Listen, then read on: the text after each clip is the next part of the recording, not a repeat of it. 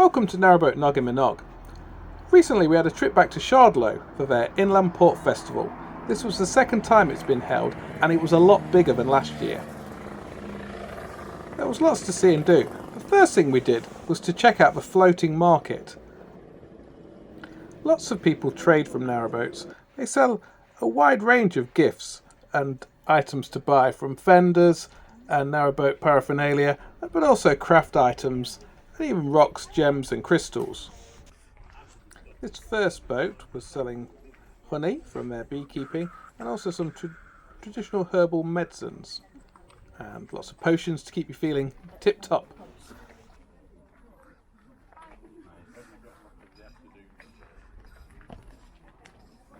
The second boat we saw was Narrowboat Shelby, and we finally found a nice boat dog to give a bit of a cute factor to this vlog. Oh, bless him. As you can see from this store, it's not all roses and castles. This place was selling Jimi Hendrix pictures and Mario and Pikachu. Lots for you to buy.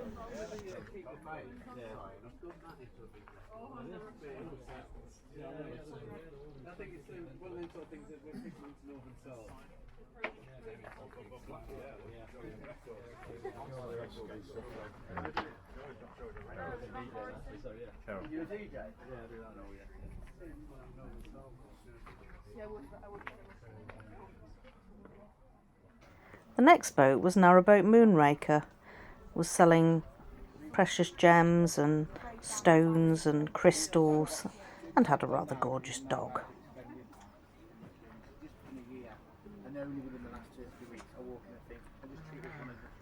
Geology is one of my favourite subjects. I do like nice bit of rose quartz, nice bit of amethyst. What a lovely stall.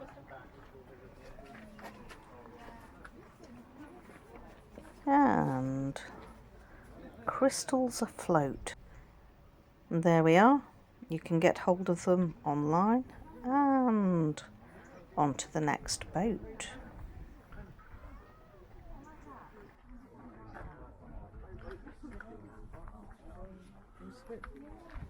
This is more traditional narrowboat fare. They had ropes and fenders. There was also dog leads and little tassels that you can hang from your tiller pins, which we've purchased one of them. They're just something a little bit silly, but they look great on the tiller. A lot of these trading boats can be found most weekends at different events, and they go from place to place. They really do need our support. As boaters, we should be purchasing from the boats that rock up and trade at these festivals and keep them going, and it gives a little bit of vibrancy to the canals, and it brings other people down who aren't narrowboaters themselves, but then they get to see the wonderful world of narrowboats.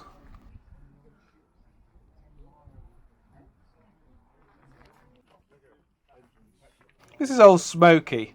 It had a fantastic looking engine that I had to just stick the camera through the hole and give you all a look at it. Here it is. I'm not a massive big engine fan or very knowledgeable about engines, but this is a Gardner engine. People who know their engines will know exactly why this looks as impressive as it does. This engine itself was actually recovered from South Africa, where it was working in a diamond mine, and it's since been put onto this boat. There's some information coming up. You can pause. If you can read it, you've got better eyesight than I have, but do your best.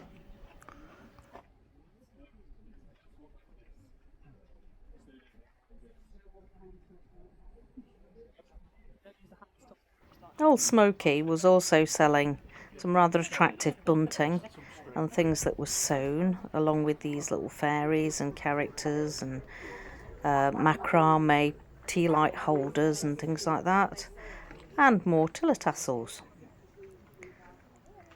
in rather attractive colours.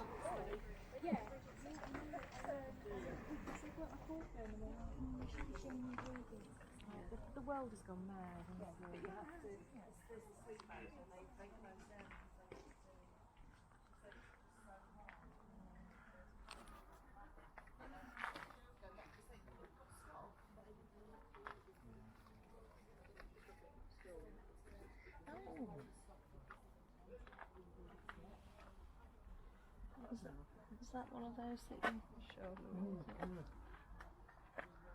That's for utensils. Quite like that. Hello. Hi.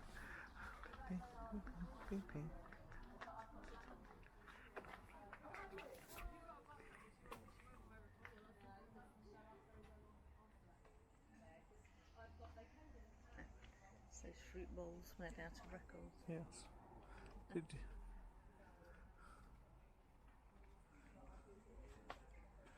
See, but it's Stelly. Yeah.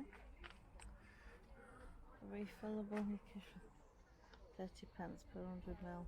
It's a lot cheaper than what we saw yesterday. It is a lot cheaper.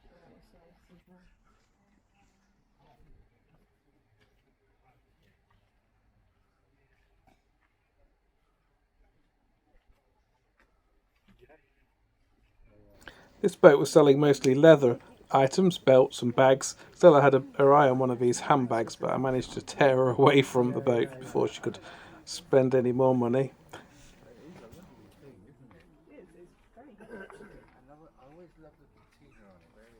Oh yeah, because the previous owner I had like had it like used it loads and I've had it.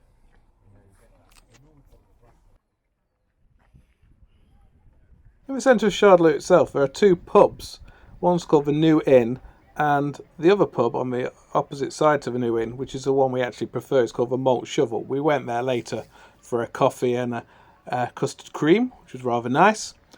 There were boats on the other side over the bridge selling little bits and pieces, and we also had a chance to just stop and love the waterway as always and look at the swans. This young one was being very closely guarded by an elder parent that wouldn't let us anywhere near her.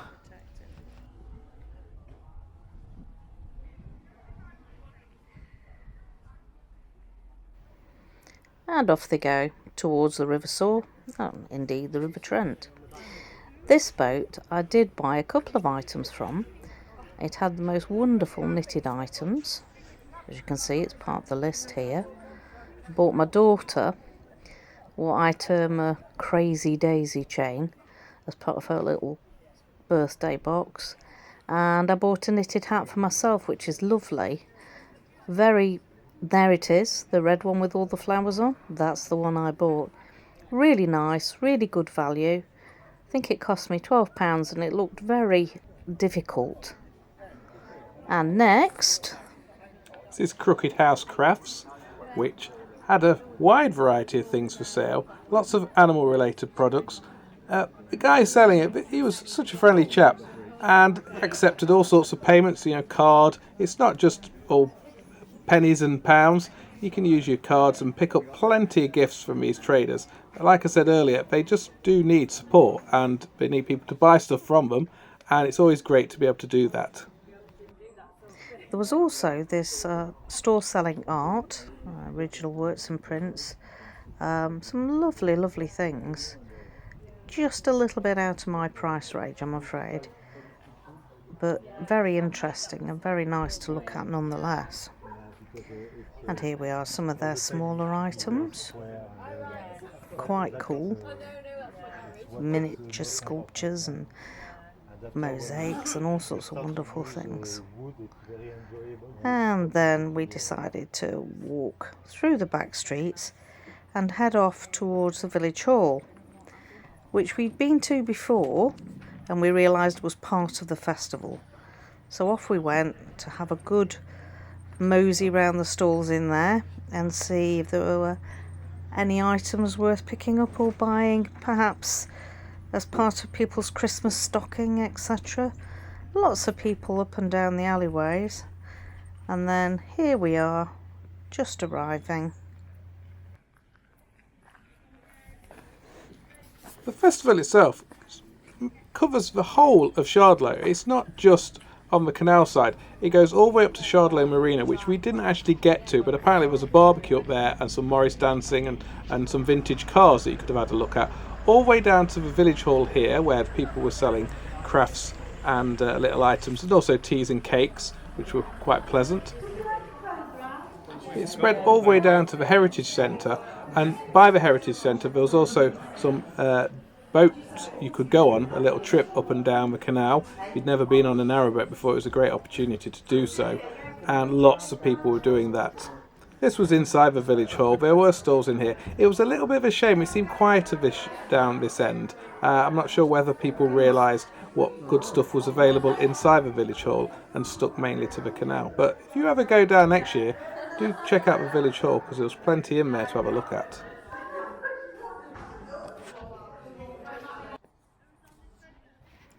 Here, just on the canal side, is where you could book yourself a trip, and you can see people are just stepping on board and settling themselves for a nice little trip up and down the waterways there. And here's the pub and restaurant, as busy as ever. There it is, with part of an old narrowboat poking out. And we did actually decide we would have a look in the Heritage Centre. Here we are, the last of the few.